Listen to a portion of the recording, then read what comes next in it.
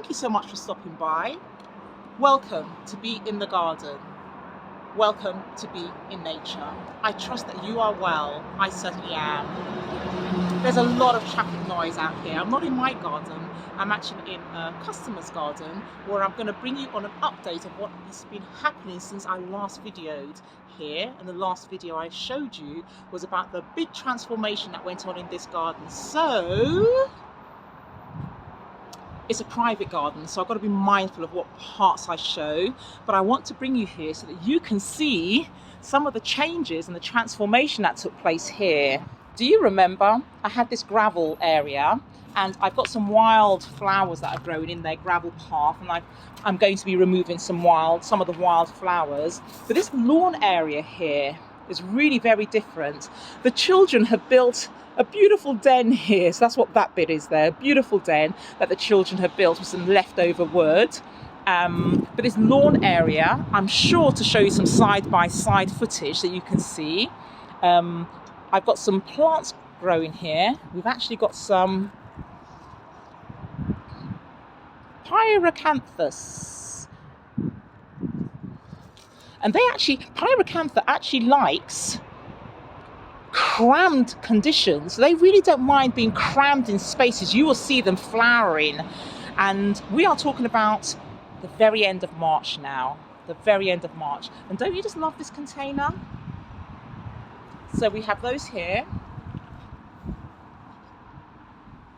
We have a little walkway, and I'm going to be trimming back some of the flowers that we have here. You can see over here, let me show you, we have some beautiful canna lilies. And over the winter they have died back, as is to be expected. But if we look further down towards the base of here, can you make that out? The new growth is coming through.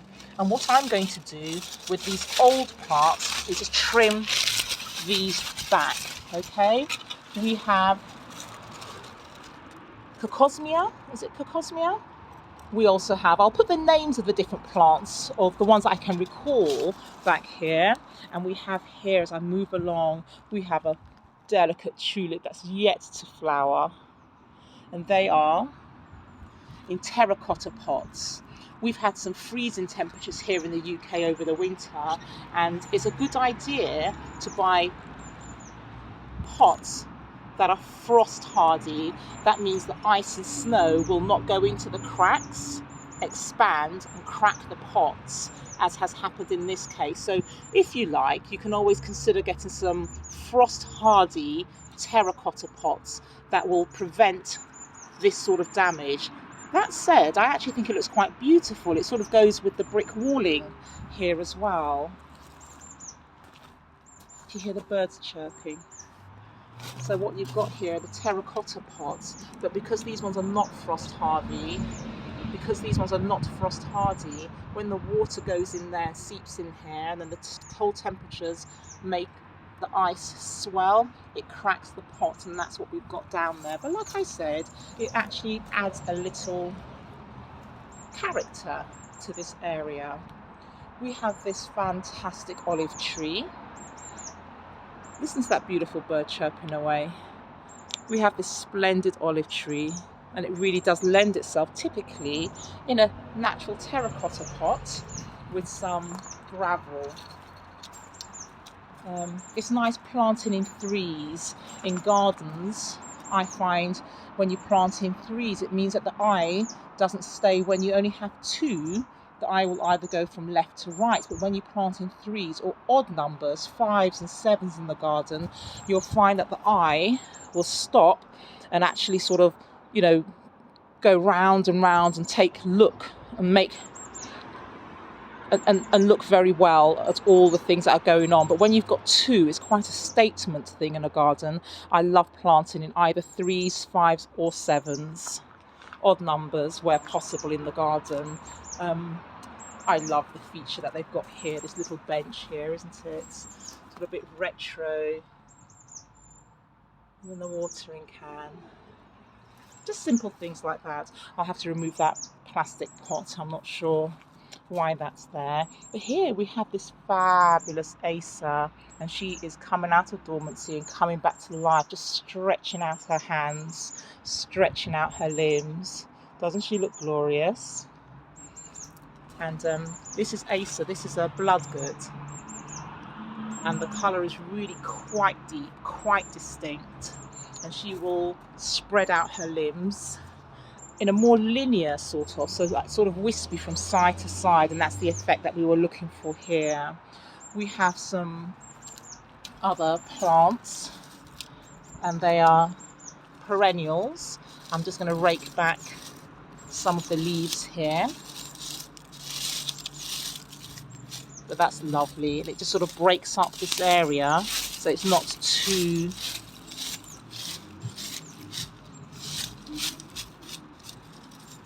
official looking. So it's nice to have a breakdown of plants underscoring the trees. This tree here,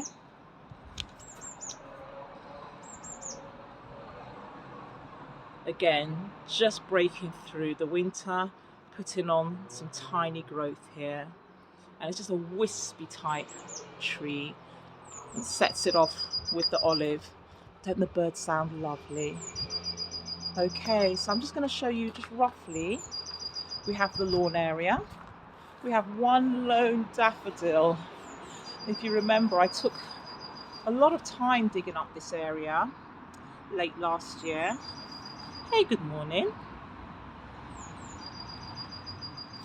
Took a lot of time digging up this area, leveling it all down and putting in this lawn. And we have got some wildflowers growing through the lawn, and I'll just be mowing the grass in this section here. So that's the gravel path. There are children that reside here as well with the family, and I'm just trying to maintain their privacy at the same time.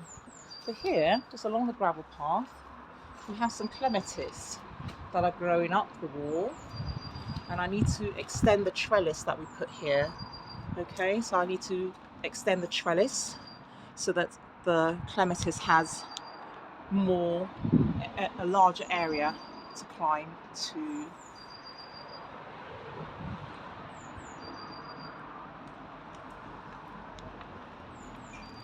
Around here, we've actually got passion fruits. Aren't the leaf shapes fantastic? Again, they are just making their way up the wall to soften this brickwork area that they have going on here. There were some plants I had here last year as well. I'll be tidying this area up and cutting back. Okay, but hopefully they'll flower again this year. Another part of the garden was actually this front part of their garden. You might recall me taking away the New Zealand flax from this space last year. I will certainly try and add that footage in here so you get an idea of how it has transformed. We've got some crocuses here. We've also actually got some poppies and some hellebore. So in this bed here, we've got some hellebore. We've got ligularia. That's this plant here, ligularia. I'll certainly try and put some names in here. And we've got the beginnings of poppies as well, just here. And some daisy-like flowers. So this bed has been really softened and looks really fabulous. This fabulous yellows of the crocuses in this space here. Previously, there was a New Zealand flax, tricula, the three-coloured New Zealand flax, but that's been changed for here now, and it does look lovely. These will flower every single year and just come back year after year. Once the crocuses have come down, then what we'll have are some of the other flowers that will be flowering more towards the summertime, including the ligularias and the poppies. You may also remember this part of the garden. Now this was the peculiar part because this was the raised window area. Below we have quite a drop and this was the window ledge. a raised garden area where we planted, remember I had some help in this video as well, we planted hundreds of bulbs. So what you're seeing here are the tulips that are coming through. Isn't that lovely? And this was just a plain area, and we've managed to plant hundreds of bulbs. Was it hundreds? Anyway, many bulbs in this area. Some are still yet to pull through, so some of them haven't reached full maturity yet and are still yet to grow, and others are doing incredibly well. So I'm up on a raised window area where we do have some tulips, and we have all manner of flowers growing here. There are many tulips that haven't yet come through but will do in the coming days and weeks. At the back here we had, or we still have, the Boston ivy, Virginia creeper, and so I'm just going to see if I can secure that up somehow so it can start growing and clinging to the wall. Yes, because we want that to do its job up here. I'll have to make sure I can secure that up there. You know, I'm balancing precariously, so I'm up on a window ledge, and we've got some around this corner as well. But aren't those tulips lovely?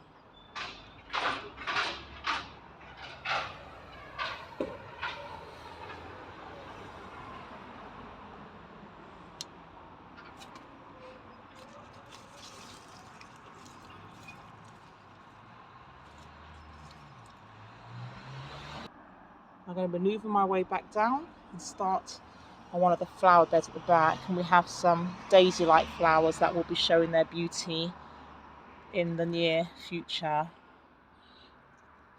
The hellebore that we had up here have more or less gone now. This area has been transformed. I think you'll agree. So really just focusing on any dead and dry leaves. Some of them are pulling out quite easily actually, taking away the dry foliage in this area.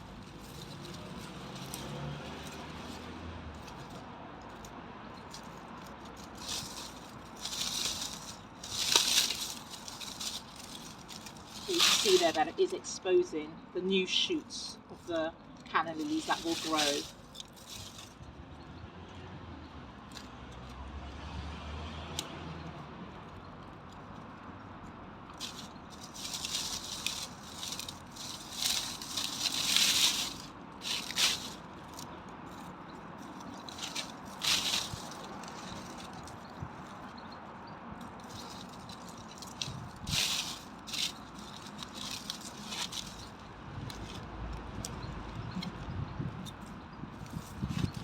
You can just give the dry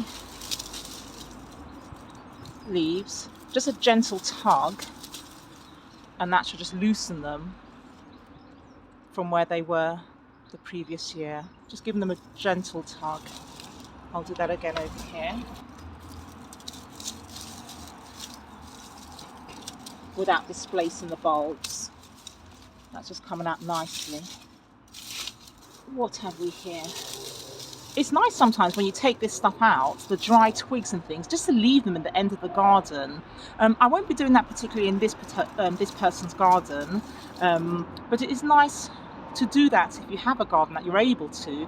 And that is because the birds that are nesting at this time will pick this stuff up and use it as part of the building of their nest. So it's a nice idea just to leave some twigs and dry grasses at the end and the corner of the garden so that things like birds can pick them up and make some nesting with them. So here I'm just going to trim back any damaged, dead or diseased.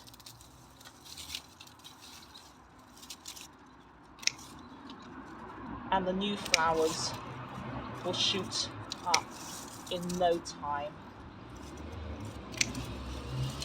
So just giving it a good trim.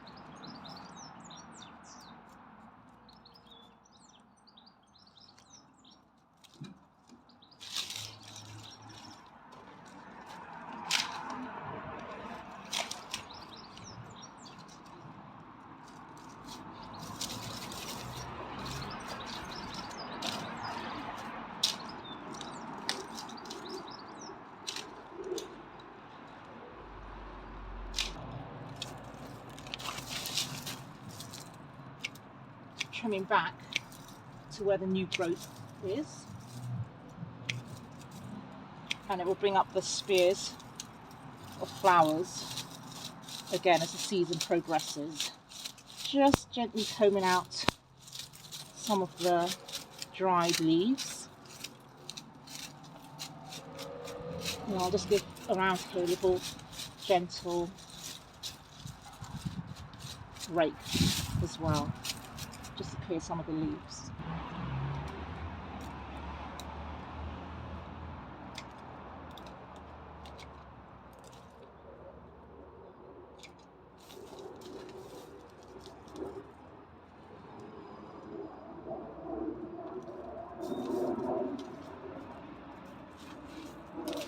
When you're pruning back some flowers and some plants, if you're not sure whether the plant is alive or not, what you can do is with your secateurs just scrape back gently, and you'll see, if I zoom in a little bit more, that underneath where you scrape, if there's some fresh green, that's an indication that the plant is still alive no matter how it's looking. Okay, when pruning back is a good idea. If you're not sure, just scrape back and you'll see here it's actually, well, it's very brittle first of all, so it shows you that the plant here is not alive, but also you can just scrape back, but I can see here that it's no longer viable up here, but down here it is. So what I'm going to do is with my secateurs is just cut above a node, or where a leaf will come from. So that's what I'm doing, cutting above about 1/4 centimetre, just so that the new growth will grow from there. I'm going to do the same on this plant here. Just scrape back. It's nice and green. That tells me that the plant is still alive, even though it's looking as if it may not be. But I'm going to shorten this slightly, and I'm going to do the same thing by just cutting above a node. A node is where a leaf or flower would protrude, and I'm just going to cut it there, and you can see that it is still green. This, however, from the same plant, is very brittle. It has died, so in pruning I'm going to cut and take that away.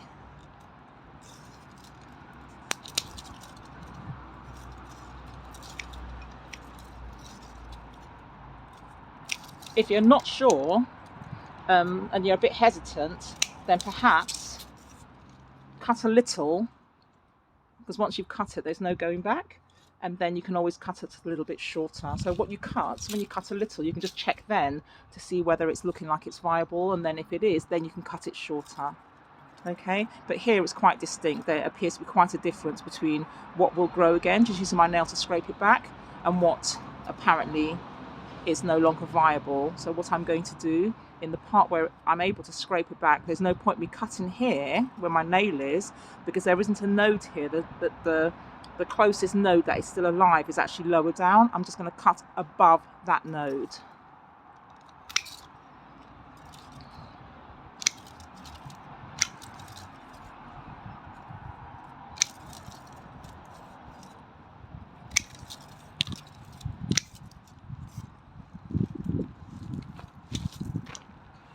So those 3 pots have just been tidied up. I'm just going to do a little bit of raking up now.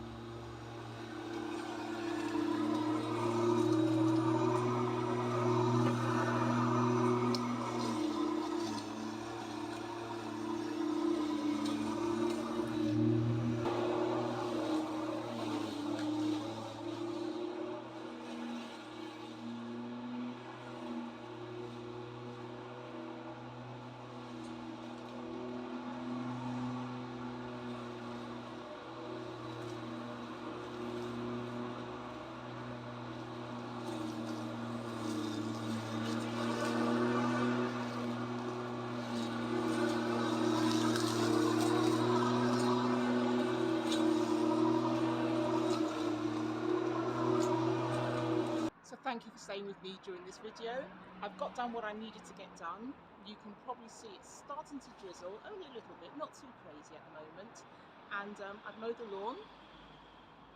And I really just want to say to you, thank you again for joining me on this journey where I hope to be in gardens, in nature, connecting people with nature. I found a few tulips as I was mowing and a couple of daffodils, and so I've left them in the lawn, and I think it's only right to do so. And then once they're spent, then we'll cut it back all the way to ground level. But this is just saying thank you to you for joining me on this journey at a client's garden to protect their privacy. I'm not going to show too much of the building as agreed, and I'm just showing you how the work has now been done. So thank you so much. Be in the garden, be in nature. Remember, thumbs up if you care, subscribe, share.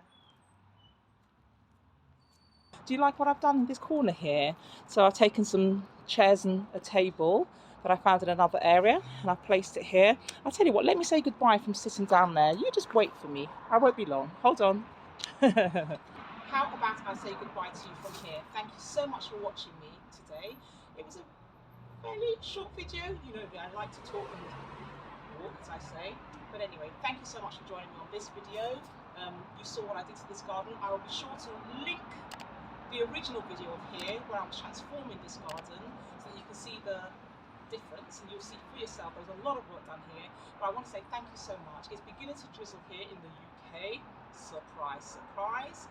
And my job here is done. Let's try and grow this channel. And thank you to all of you who are helping to grow this channel. Thank you to all of you who are subscribers, and particularly thank you to those of you who are subscribers and leaving me amazing messages.